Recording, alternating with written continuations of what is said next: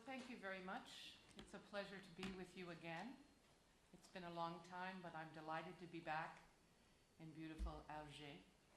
I'm particularly pleased because I know there's a very important football game, and it's nice that you have all joined us this afternoon before going home and watching another Algerian victory. Before we start the questions, if you'll give me a few moments, please. I am deeply touched to return to a country in which I have spent so many good years. And when the Secretary of State, Hillary Clinton, and the Assistant Secretary, Jeff Feltman, asked me to come back, we agreed that this was an opportunity for me to reiterate the very strong relationship that Algeria and the United States have, and our hopes for building on that relationship as we move forward into the future.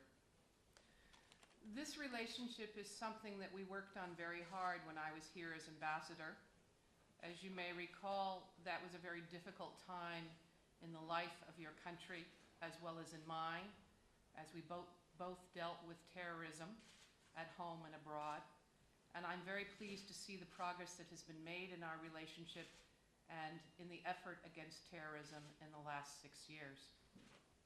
So it was with a great deal of pleasure that I accepted the invitation to join Ambassador Feltman as his Deputy Assistant Secretary responsible for the Maghreb and for the Arab Gulf. And although my most recent overseas assignment has been as the American Ambassador to Haiti, it is a pleasure to be back working on the Maghreb and working on issues and on countries that have so interested me in the past. So with that, and my thanks for you coming to see us this afternoon, let me reiterate my pleasure at being back in Algiers, my delight in seeing the many changes here on the ground, and my hope that my visit will help bring even more texture and more context to what we believe in Washington is an extremely important and fruitful relationship. Soyez encore une fois la bienvenue en Algérie. Ma question, bien sûr, se rapporte à un sujet d'actualité. Good evening, madam, and welcome to Algeria, where I'm quite sure and confident that you have many friends, and you have left many friends here based on your dealings with the Algerian officials in Algeria.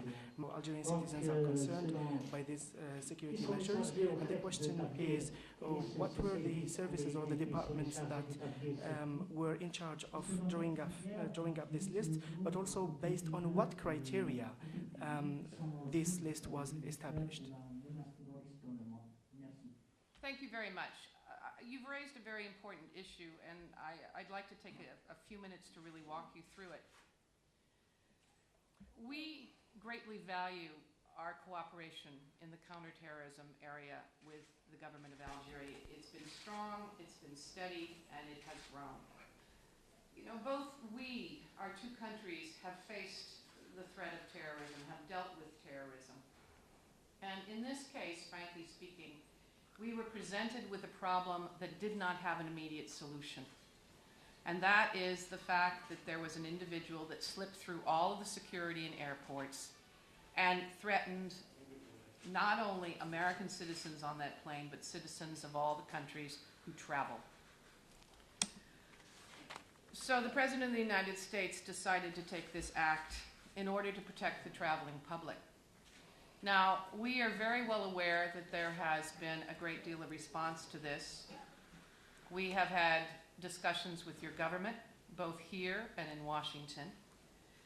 And I want to assure you that our efforts to protect not only our citizens, but every traveler, are not aimed at any one country. They do not reflect the quality of our relationship or the value we place on our counterterrorism cooperation, nor are they aimed to blacklist or point out one country or another. They are simply an effort at this point in time to address what is a shortcoming in a security system. We are committed to continuing to consult with your government about this issue. This policy is evolving. We do believe that it will affect and impact every traveler, not just travelers from one country or another, But at the at the end of the day, our desire is to try and make air travel safer for everyone, no matter where they come from and no matter where they're going to. So let me assure you that my government has heard you. It's heard the views of the Algerian government. We continue to consult with it, as we do with all of our friends in this fight against terrorism around the world. And we will continue to make efforts to try and make this system better, the security system safer, so all travelers will be able to get to their destinations safely. The first question is, Madam, you stated earlier in your opening remarks that you have noted many changes in the field now that you are back to Algeria this time. What are these changes that you have noted? The second question is, do you think that with these measures that were taken, security measures, will bring tangible results? And I'm asking this question because these measures come in addition to many other measures that were previously taken, such as removing belts and shoes. And regardless of all this, in spite of all this, an individual managed to sneak into airport security. So aren't these measures, don't they come in addition to other persecution measures? And do you think that they will bring the expected results or the results that you expect? The third question is, was this issue discussed with Mr. Messahel when you met him this morning? And if so, what were the views exchanged between you and him? Also, what were other issues that you both discussed in addition to this airport security measures? How much time do we have? That's 3 questions, I counted. C'est 3 questions, ça.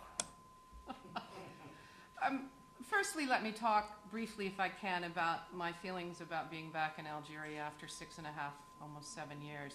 It is great to be back. And one of the reasons it's great to be back is because there's such a change in atmosphere.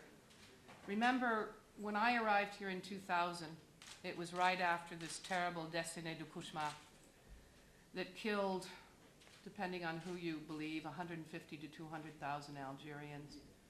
This was an extremely difficult place. There were no people on the streets. No one went out in the evenings, and they certainly didn't celebrate football.